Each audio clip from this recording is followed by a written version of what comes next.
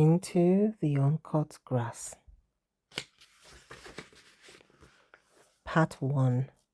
Awake. Wake up, Walter, the boy said, his voice quivering with excitement. It's time to start the day. Walter, the old bear, loved dreaming beneath the warm blankets of the boy's bed. What Walter did not love was being rushed out of sleep, especially when he was dreaming as one does about waffles. Slowly, he opened his eyes.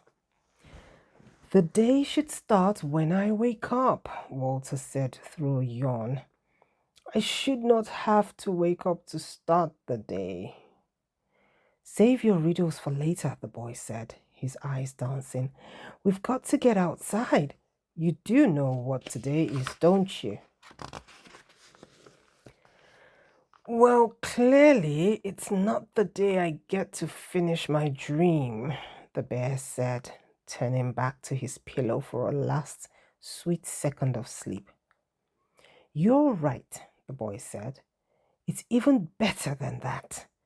Today's the day we get to make our dreams come true. Walter tried to close his eyes even tighter. It's Saturday, the boy shouted. In one fell swoop, he flipped Walter out of the blankets, whipped open the curtains, and flung open the bedroom window so that he could project his voice into the world outside, like a king issuing decrees to his loyal subjects. Today, we will climb to the very top of the tall, tall tree and finally catch a cloud. Then we must finish digging our hole to the middle of the earth to see if the giant gumball is real, he proclaimed.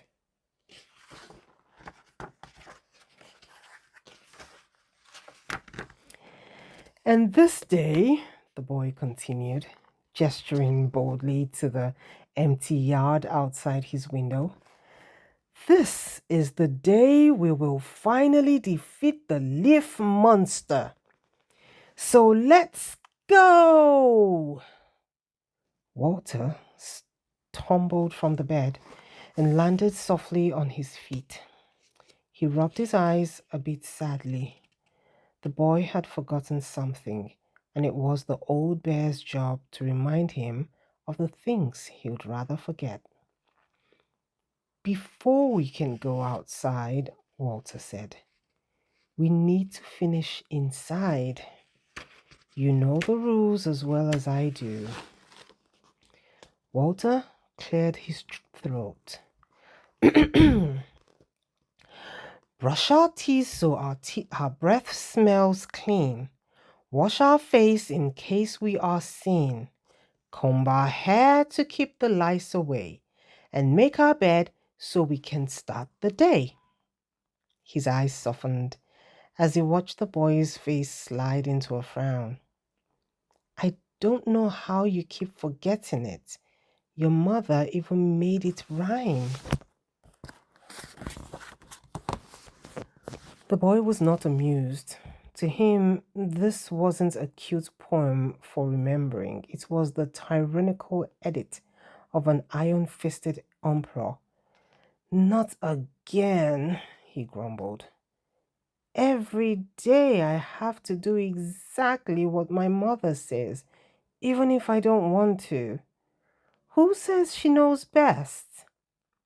Well, the bear said, she's gotten us this far. The boy was not convinced. And what does she know about being a kid? Actually, I think all grown-ups start as children. That's what they're grown up from, Walter replied. I don't know about that. I've known my mom my whole life, and she's always been a grown-up. Before the bear could fully process that, the boy continued. And it just makes no sense. Saturdays aren't for chores, they're for adventure. That's why there's no school on Saturdays. Even the teachers understand that. The boy's head was now buzzing with a different kind of energy. He leapt onto the unmade bed. Why should I brush my teeth? I just did it last night. And I don't care to wash my face. I'm not going to look at it. My hair is already on my head, so it's where it's supposed to be. And most of all, the boy said, jumping back to the floor, I don't want to make my bed. And the bed doesn't want to be made. That's why it keeps on making itself. It wants to breathe. It wants to be free, just like us. Yes, replied the bear, and we can be free. We just have to follow the rules of the house. Or, the boy said, we can just leave the house of rules. We can just leave this house of rules. Walter, a new plan. Today, we will run away. Before Walter could respond, the boy grabbed the old bear and made a mad dash out of the bedroom, running through the house like a gust of wind, as fast as his little legs would carry him, down the stairs, through the kitchen, and over the threshold of the door that led to the backyard.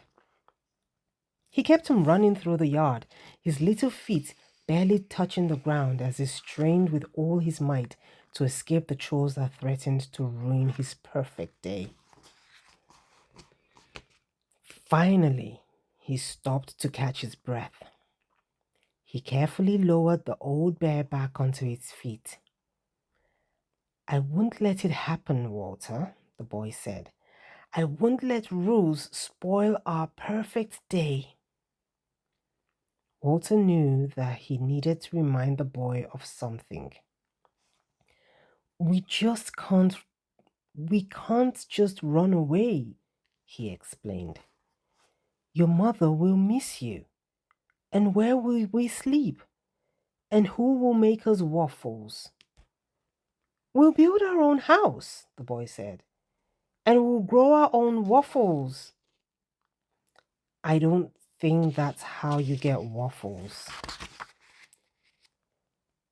And our beds will breathe the same air we do, the air of freedom. But sooner or later, your mother will find us, Walter said, looking back at the house. She always does. The boy's eyes lit up again. He had an idea. Then this time, we need to go where we've never gone before, he said. Into the uncut grass.